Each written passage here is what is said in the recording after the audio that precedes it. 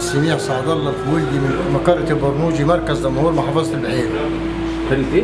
البرنوجي مركز دمنهور محافظة البحيرة. يا اهلا وسهلا. اهلا بيك. مشكلتي الخاصة اللي بنعاني منها الإصلاح الزراعي.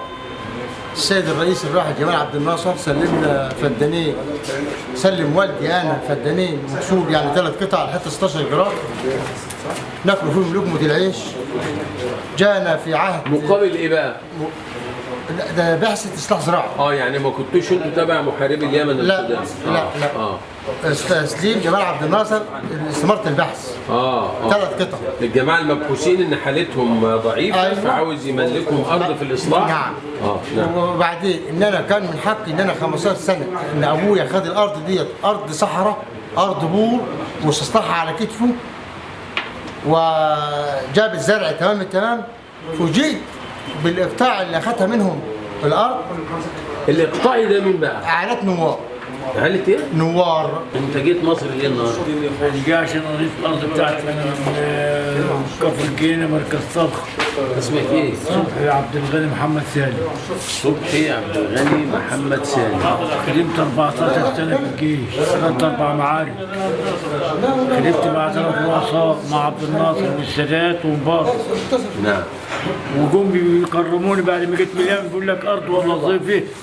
قلت لهم ارض لان الراجل ما بعرفش لا اقرا ولا اكتب، ادوني حق الارض. خدت الارض لغايه الان والاخر جم خدوها تاني مني. لو انا موظف مش هيطلعوني على المعاش. مين اللي خدها منك؟ عبد العزيز حامد المصري. عبد العزيز حامد المصري. نفس القضيه بتاع سير شويه. ايوه هي نفسها. اللي عاوز يتوسع بمصنع السيراميك بتاعه عليه. فدان ونص هي و12 ساعه. ووجودك في الجيش وحرب اليمن هو ما طلعش من بيته. الشهاده الدكتور اللي هو جايبها من ليبيا ولا جايبها من اليمن. ما طلعش من بيتهم خالص. فانا ازاي يعني بعد كده كلها نتبهدل البليله دي ونيجي نترمى في الشارع. طبعا قضيه سورس فلاحين سورس هي دي بقى القضيه الام الاصلاح الزراعي كله. لان القضيه ديت منذ استلامنا الارض سنه 67 وموجب استمرار بحث ورقم شراء طلع الفلاحين اللي كانوا في حرب اليمن وبناء على قرار سعد الراحل عبد الناصر انهم خيروا بين ارض زراعيه او وظائف. الفلاحين اختاروا الزراعه. اتوزعت عليهم مساحه 43 فدان كل واحد باستمرار بحث طبقا للاسره التي يعود.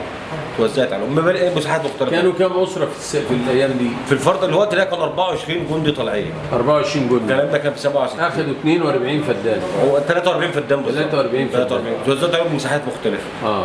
من 67 لحد دلوقتي احنا في 2015 ال 24 جندي دول تعدد عدد اولادهم واسرهم فوق ال 2500 شخص. ما شاء الله.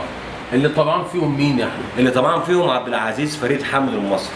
اشمعنى هو يعني؟ ابن فريد حامد المصري ده كان من كبار الملاك في عصر الايه؟ ما قبل الثوره. انا عايز حاجه واحده دلوقتي بقى، انا معايا 3 احكام. حكم 86 يثبت ان الارض اصبحت السلة نهائي اصلاح الاصلاح الزراعي. حكم 2007 الغاء قرار البيع والتصالح ووقت التسليم وبطلان تسليم الارض لورثه حامد المصري. حكم سنه 2014 برفض الطعن. كل دي الاحكام ديت محدش معترف بها. تروح الشرطه يقول لك بالله واشرب ميتها. انا عايز حاجه واحده بس. احكام قضائيه الشرطه اداريه عليا ومجلس دولي. يقول لك بالله واشرب ميتها. سند محمد منين؟ من سيرسو مركز طاقه الرئاسي. انت بقى من سيرسو نفسها؟ من سيرسو نفسها. حضرتك الارض ديت تم توزيعها على صغار الفلاحين سنه 66. صغار الفلاحين ولا محاربي اليمن؟ ما هو صغار الفلاحين محاربي اليمن. اللي هم الناس اللي ما معاش مؤهلات. كانوا فلاحين كانوا بيخيروا بين الارض والوظيفه. حكم ان هم ما معهمش مؤهلات خدوا الارض. الارض دي تم توزيعها عليهم. يعني هم تم تخييرهم يا ارض يا وظيفه. يا ارض يا وظيفه. فقالوا لان احنا لا بنقرا ولا بنكتب وهنعمل ايه وميزتنا الفلاح. احنا عاوزين الارض. عاوزين الارض. كويس. خدت بال حضرتك؟ استلموا الارض ديت بموجب استمرار بحث. تم توزيع الارض عليهم. طبعا الخاضع اللي هم ورثه الحمد المصري قدموا اقتراح. يعني ايه الخاضع ده؟ الخاضع ده الناس مش فاهمه كلمه الخاضع. كلمه خاضع ده يعني هذا الرجل كان اقطاعيا وخضع لفرض الحراسه. فرض الحراسه على املاك واملاك ابوه. يسيبوا له 100 فدان طبقا لقانون الاصلاح الزراعي وياخدوا الباقي عشان يوزعوه على صغار الفلاحين. وده اللي حصل معانا. بتساعدك؟ الخاضع قدم اعتراض سنه 77. اعتراض على ايه؟ اعتراض على انه الاستيلاء على ارضه بطله بموجب انه باع الارض لاولاده للذكر مثل حظ الانثيين. يعني الخاضع اللي هو فريد حامد المصري عنده اولاد ذكور واناث. قدم عقود بالاعتراض ده ان انا بعت الارض لاولادي قبل الاستيلاء، وبناء عليه ان الاستيلاء بطل. خدت بال حضرتك؟ صدر قرار افراج مؤقت سنه 83. افراج عن الحراسه. افراج عن الحراسه مؤقت. وكانت الارض دي اتوزعت عليه؟ كانت متوزعه عليه، وفضلنا في الارض. ما خرجناش من الارض. خدت بال سعادتك؟ طبعا ايام ما كان الاصلاح الزراعي بيقوم بمهمته الرئيسيه اللي هي الحفاظ على صغار الفلاح.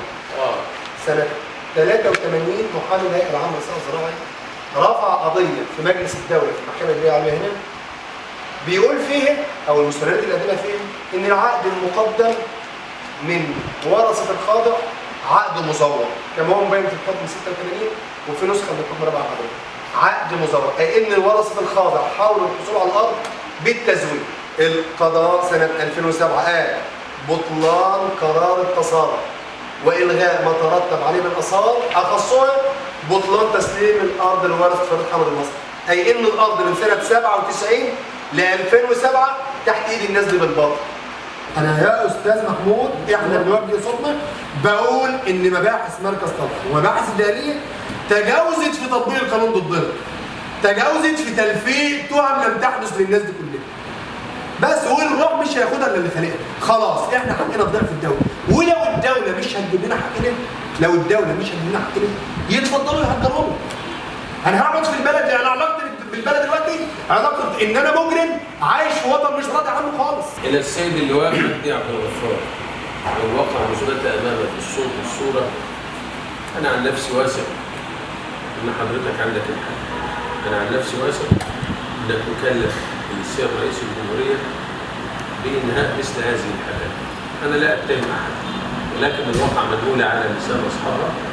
حضرتك تقدر تشكل لجنه من الصبح تعمل تحريات، بس لجنه امينه، لجنه حضرتك انت شخصيا تأمنها.